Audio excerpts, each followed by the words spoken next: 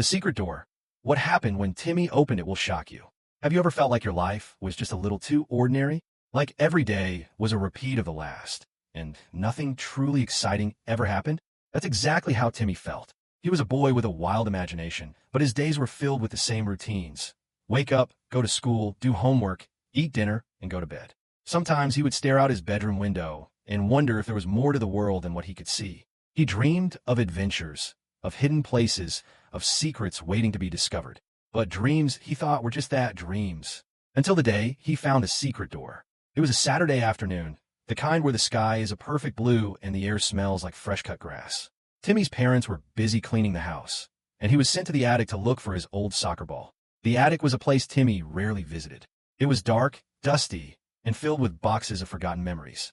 As he rummaged through piles of old toys and books, something caught his eye, a small, oddly shaped door tucked behind a stack of boxes. It was painted a deep shade of blue, almost the color of midnight, and it had a brass handle that gleamed in the sunlight streaming through the attic window. Timmy's heart skipped a beat. He had lived in this house his whole life, but he had never seen this door before. He reached out and touched the handle. It was cold, sending a shiver up his arm. For a moment, he hesitated. What if it was just a closet? Or worse, what if it was locked and he'd get in trouble for snooping? But curiosity is a powerful thing, and Timmy's curiosity was stronger than his fear. He turned the handle, and to his surprise, the door creaked open. On the other side was not a closet, but a narrow hallway lined with old portraits. The faces in the paintings seemed to watch him as he stepped inside, their eyes following his every move. The air was cool and smelled faintly of lavender and old paper. At the end of the hallway, a soft, golden light flickered, inviting him forward. Timmy glanced back at the attic, half expecting the door to slam shut, but remained open, as if daring him to continue. He walked slowly, his footsteps muffled by a thick red carpet. The portraits on the walls were of people he didn't recognize. Men and women in old-fashioned clothes, some smiling, some looking serious, and a few with expressions so mysterious that Timmy felt a chill run down his spine.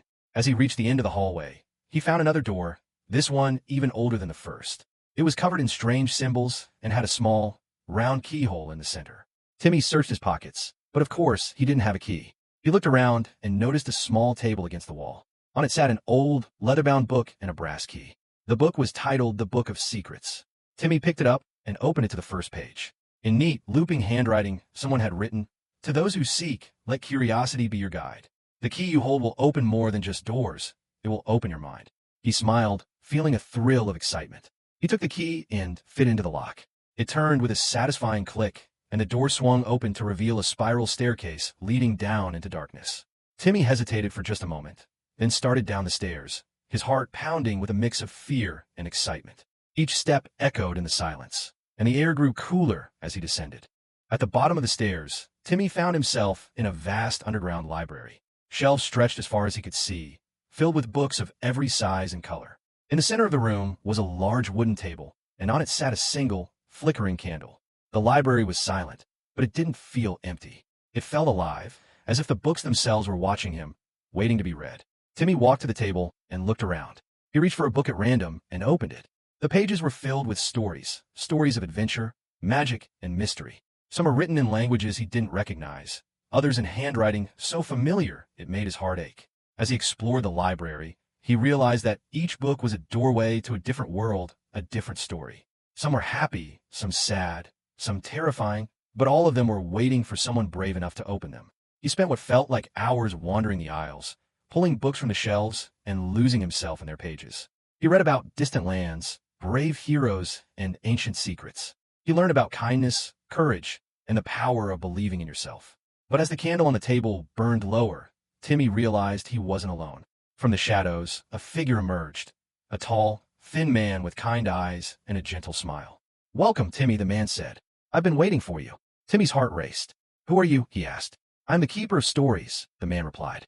"This library is a place for those who seek answers, for those who are curious and brave. Every book here holds a lesson, a secret, or a truth. But the greatest secret of all is not written in any book. It is something you must discover for yourself." Timmy felt a mix of excitement and fear. "What do I have to do?" he asked. The keeper smiled. "You must choose a story, but choose wisely, for the story you pick will shape your journey." Timmy looked around at the endless shelves. How could he possibly choose? Each book seemed to call out to him, promising adventure and discovery. He closed his eyes and reached out, letting his fingers brush against the spines until one felt just right. He pulled it from the shelf and opened it.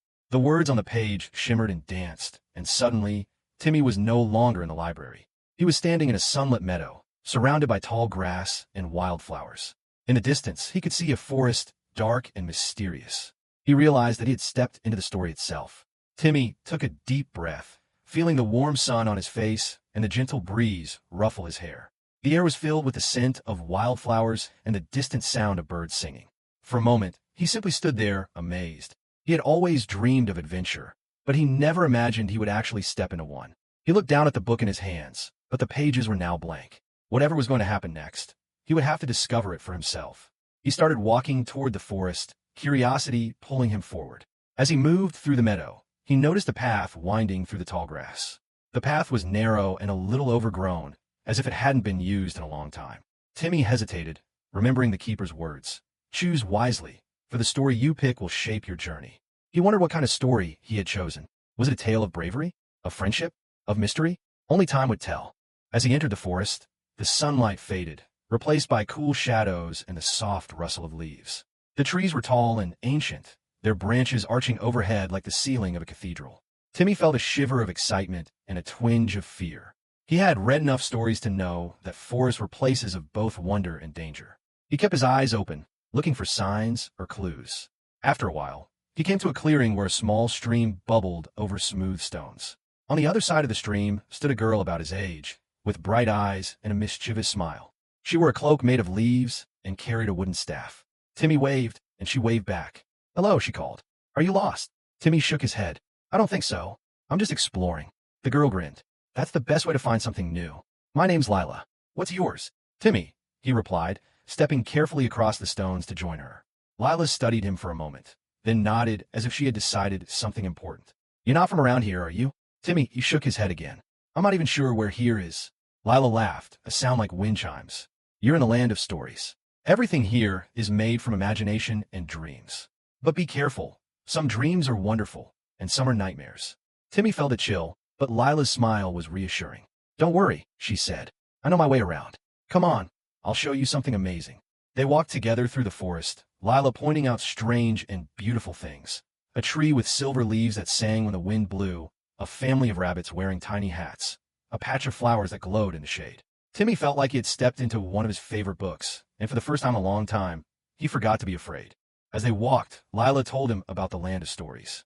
Every person who comes here brings a piece of their own world with them, she explained. Some people come looking for answers, others for adventure. But everyone leaves changed. Timmy wondered what he was looking for.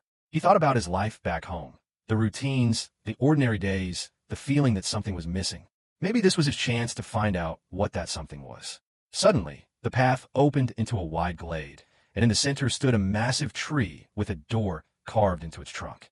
The door was painted the same deep blue as the one in Timmy's attic. Lila stopped and turned to him, her expression serious. This is a heart tree, she said. It's the oldest tree in the land of stories. They say it can show you your greatest wish or your greatest fear. Timmy's heart pounded. What do I have to do? Lila handed him her staff. Knock 3 times and the door will open. But remember, what you see inside is up to you. Timmy took the staff, his hands trembling. He walked up to the door and knocked once, twice, 3 times. The door creaked open, and a warm golden light spilled out. Timmy stepped inside. He found himself in a small, cozy room filled with mirrors. Each mirror showed a different version of himself. One was brave and strong, another was kind and wise, another was laughing with friends. But in the largest mirror, he saw himself as he was, ordinary, uncertain, but full of hope. A voice echoed in the room, soft and gentle. Who do you want to be, Timmy? He stared at his reflection, thinking of all the stories he had read, all the heroes he had admired. He realized that every hero started out just like him,